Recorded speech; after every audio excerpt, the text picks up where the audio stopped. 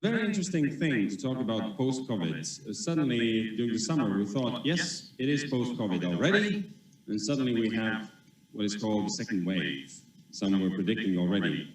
As a recognized national and international thought leader in the use of contemporary extension models and approaches, so it means that we are going to talk about possible models on how things will turn out in a post-COVID world.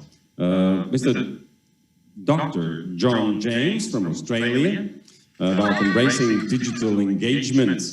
Dr. James, can you hear us? Can you see us? And you're welcome. Yes, I can hear you clearly. Can you hear me clearly? Yes, we can see you, hear you from down under. Excellent. It's lovely when technology works. So, Sveiki and G'day from Australia. I'm John James and I'm delighted to be talking with you about embracing digital engagement.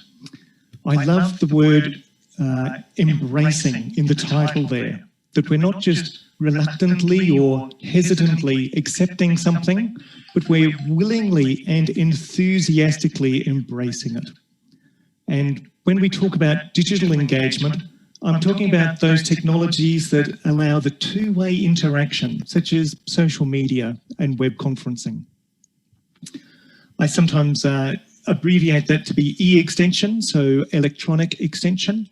So this is the use of electronic technologies to enhance our traditional extension approaches, such as our written material and physical meetings, so as to enable change. I stress the word there to enhance it, that I recommend a blended approach. So we're wanting to complement our existing traditional extension approaches with digital ones so that we have a more holistic approach with the way that we work. In today's presentation, I do encourage you to take some notes with a pen and pad, but I am very happy to share a PDF of today's presentation with you afterwards, and I'll display my email address at the end, and I'll happily send you the PDF afterwards if you request. And I do encourage you to keep your mobile phone handy because we're going to be using that shortly. In today's presentation, I've divided into 4 sections. So I'm going to set the scene about coronavirus, and then I'll move to something more positive and talking about the benefits of e-extension. And then I'll talk about some key success factors, and I'll finish with some future key challenges for us. So you may be wondering why you'd have someone from Australia talking with you today. And I now live down in Tasmania, in the bottom part of Australia. It's this little island that is often forgotten off our maps. So Australia has been using e-extension for maybe 15 or 20 years.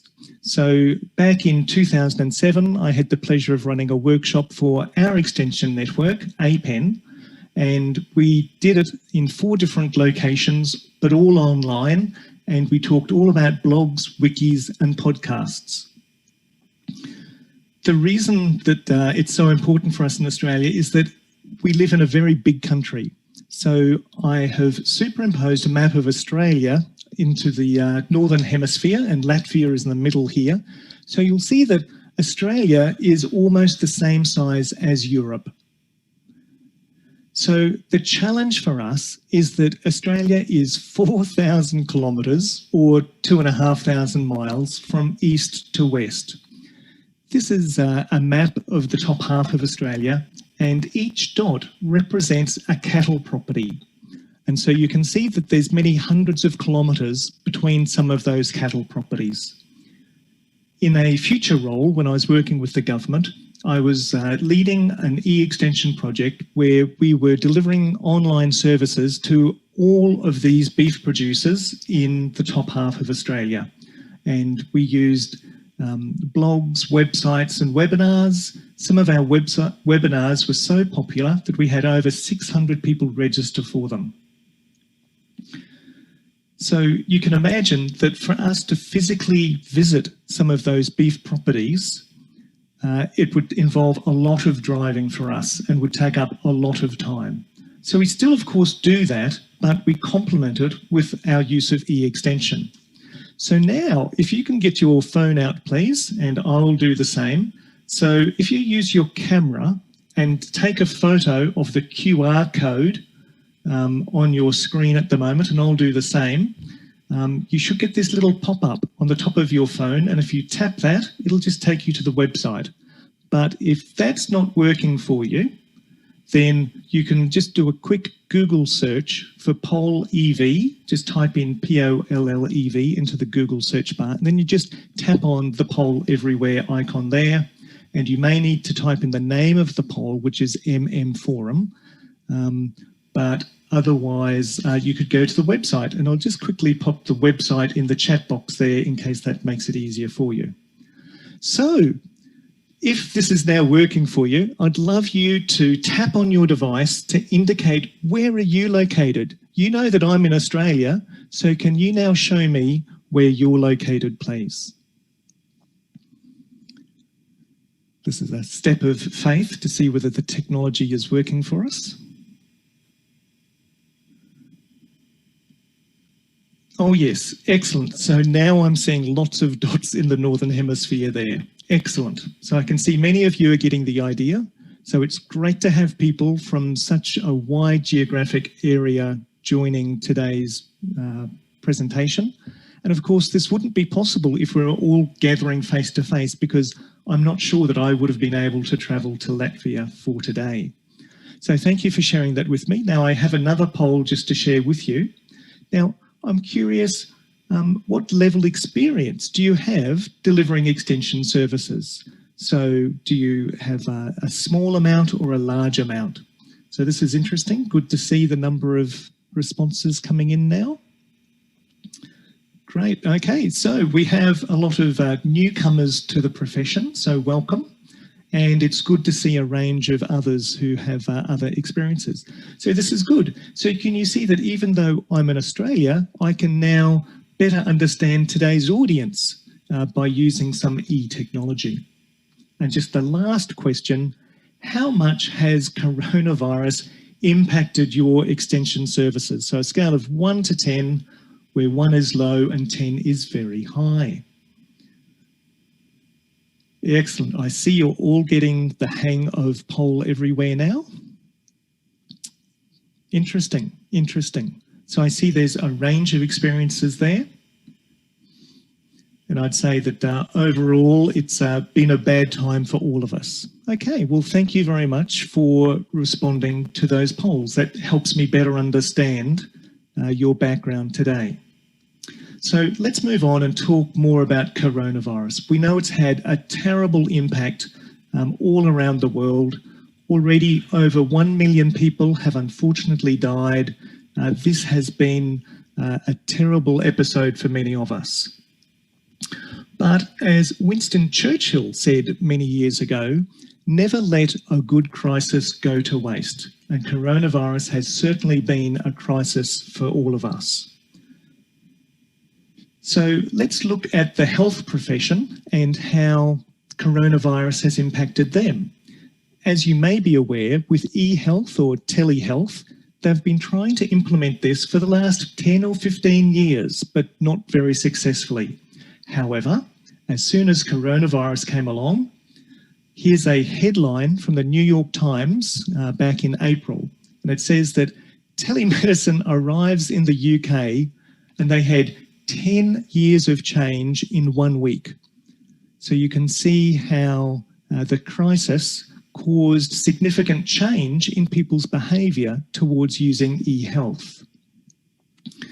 Now, if you've read the book Atomic Habits by James Clear, he states that new habits form in about 2 months.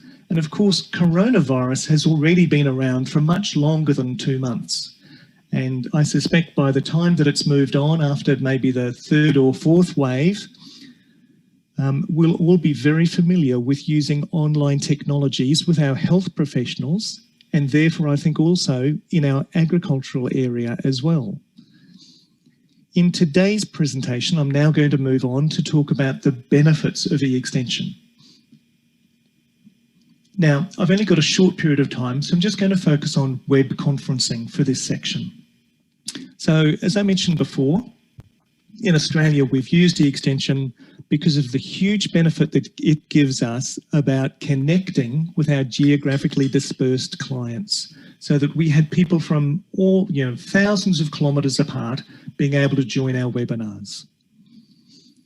For me, I really appreciate the life balance that using Eextension has brought into my life, so that I no longer need to travel as much, either by car or by telephone, which means I can spend more time at home with my family. A few years ago, I conducted a survey with some of my Eextension colleagues, and I asked them to what extent did web conferencing help them better engage with their clients. And this is about 7 years ago. And you'll see the majority agreed that it did help them to have greater engagement. It also helped them to be more innovative with their work. And finally, they indicated that they were able to be much more responsive with their clients. You can imagine that by using a web conference, they could almost immediately connect and talk with their farmers from many kilometres away, instead of having to wait until they could travel there the next time. So those are some key benefits about using Eextension. If you're really interested about that, that's one of the surveys that I used for my PhD, looking at the adoption and use of web technologies. And I'll include a link there, which will be in the PDF that I can send you afterwards. Okay, so let's move on and talk about some of the key success factors.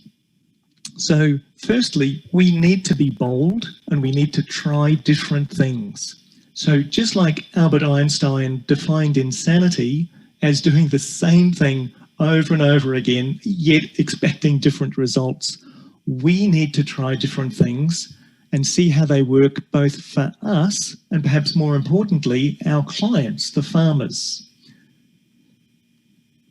So here's one suggestion of something that you might try differently, and I'm sure many of you are already using this. So it's the flipped learning approach, sometimes known as the flipped classroom. So in the traditional learning approach, in this middle column here, the new content is introduced by the teachers in the classroom, where they introduce the concepts to the students. Then the students go home and they have homework where they need to apply what they have learnt through the day. And often that's when they scratch their head and they don't quite understand what the teacher was talking about. And so then they stumble and are unsure of the correct answer. Whereas with the flipped learning approach, we flip it around so that the students introduced to the new content while they're at home. So they might read a chapter in a textbook, they might watch a short video or listen to a podcast.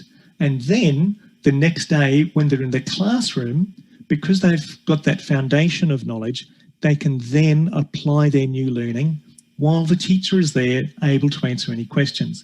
And of course, we can do this in the farming environment where we introduce the new material to the farmers before they come to our workshops.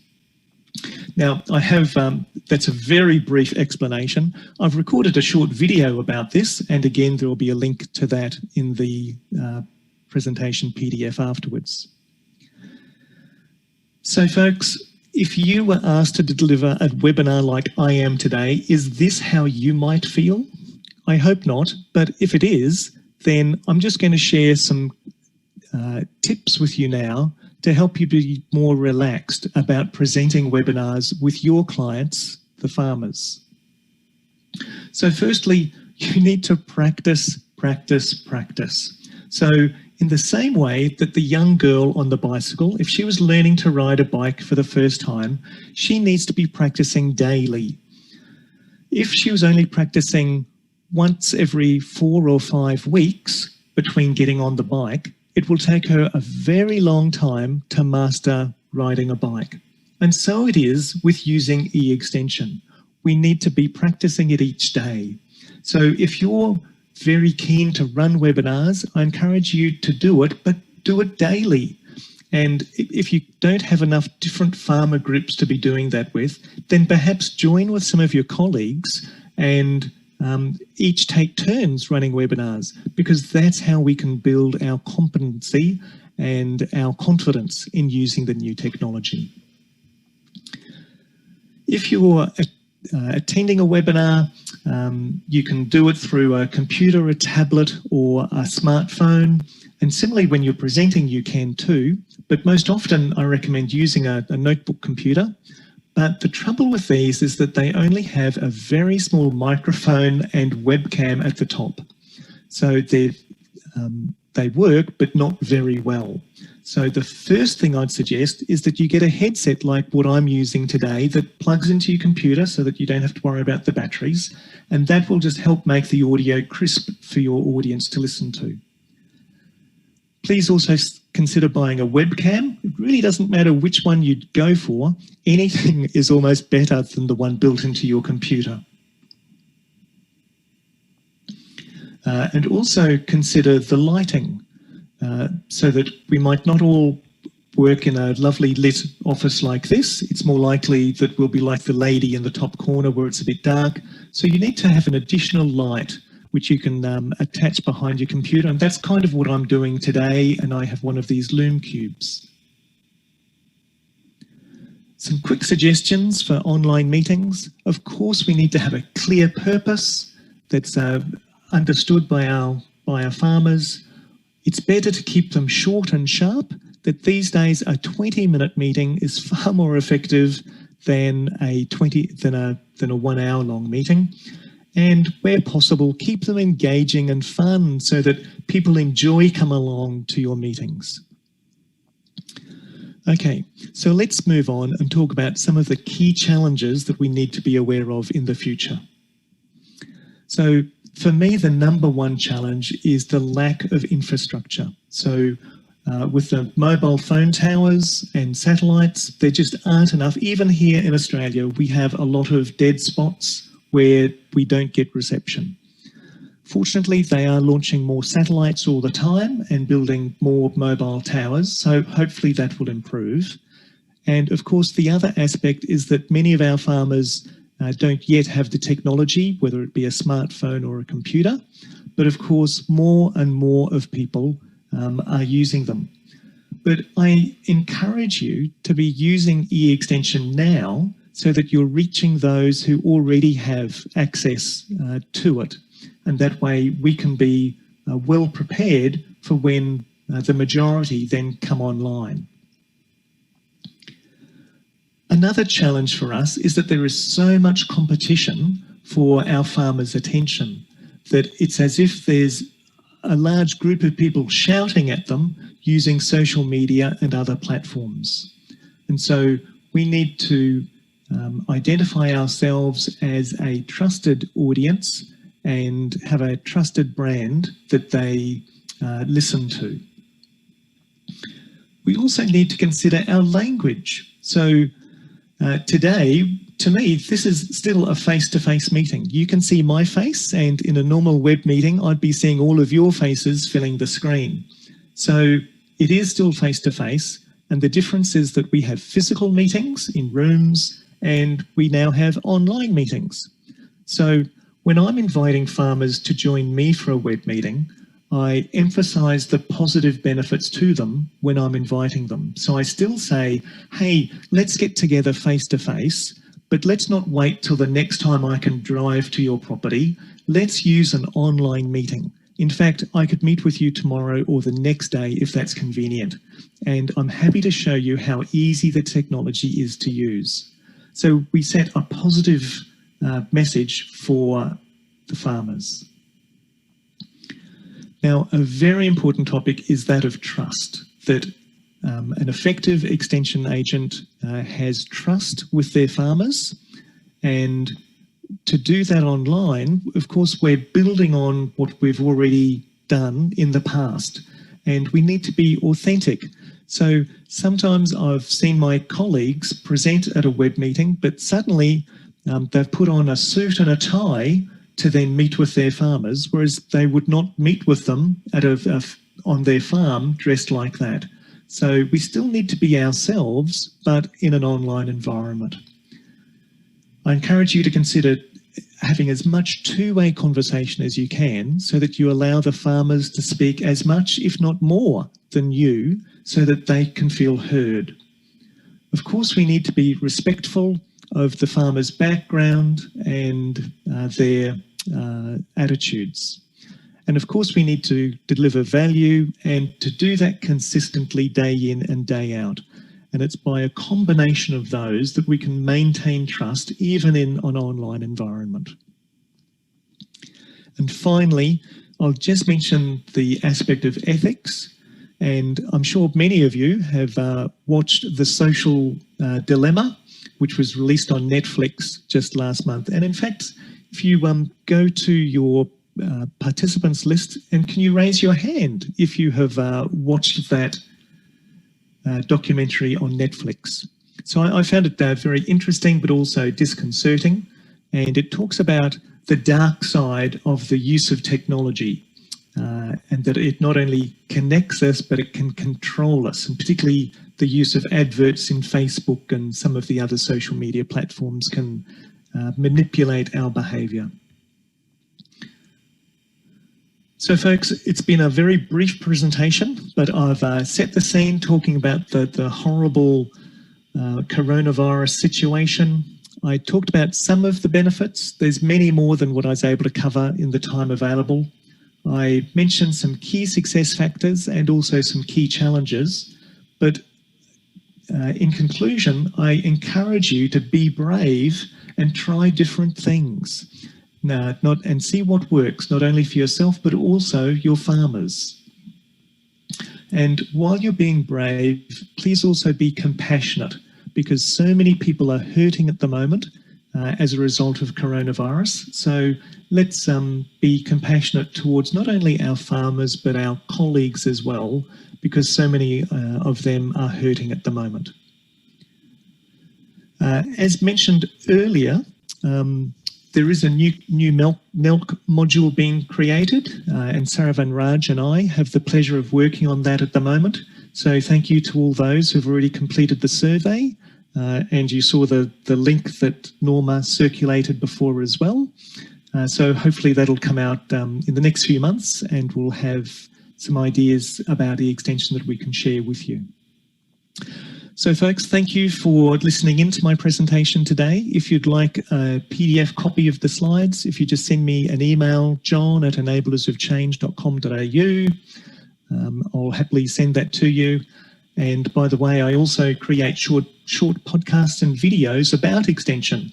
And so if you go to my website, and I guess you could scan the QR code in the top corner there now, and if you subscribe to my newsletter, I send updates out every 2 weeks. And by subscribing, you'll be one of the first to hear when a new episode is available. So thank you. It's been enjoyable interacting with you. Thank you for responding to the poll questions. And I'll look forward to chatting with you soon during the panel discussion. Thank you, John. There goes a round of applause. Maybe you can't hear them, but I assume there are. And I would like to ask one very compassionate question we have got from our Zoom chat box. And the question is, thanks, John. John James, very inspiring and easy to accept for young farmers. But what is your experience to inspire the dominant majority of farmers, elder than 50, small-scale farmers in developing countries, for example?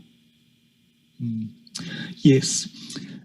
Even in Australia, we have some challenges with the older people not using technology as much, but I'm very surprised at how well some of them are using it. So I'll talk from my own example here in Australia, that many retired farmers, when they go travelling, they use social media. So they're using Instagram and Facebook. They use it particularly during coronavirus to keep up with their grandchildren and their own children. And so I'm finding that more and more older people are actually using these new technologies. So I'm surprised at how well they are actually being accepted. All right. So it's not always about the age or the size of the farm. No, it's not. In fact, I find some of the younger people more challenged by the technology. And just a little story I'll tell you is that there was a group of farmers who wanted to join a webinar, and they found one of their neighbours who was comfortable using the technology. So they all went around to his house to join in the webinar. So there were a dozen or so people. So that's another easy way of doing it as well. Speak to someone who knows. Yes, it's all about having good friends. And then one more question before the break, and after the break we'll have the discussion panel, and also Dr. John James will take part in that. But the question is, what is the dynamics in Australia of who is using the commercial Eextension in terms of sectors, particular services, age groups? So what is the situation there now? So last year, I'd say that the majority of our farmers were happily using Eextension, and now, particularly as a result of coronavirus, just about everyone is using it. There's very few people. In fact, there was only one industry that was mentioned to me recently that weren't adopting it as much as others, but our grains industry, sugarcane, even some of the more conservative cropping industries are now using it. So I think it's like telehealth, that maybe the time for Eextension has now come and people are becoming comfortable with it. And I'm sure that that's going to continue once they've seen the benefits of using the technologies.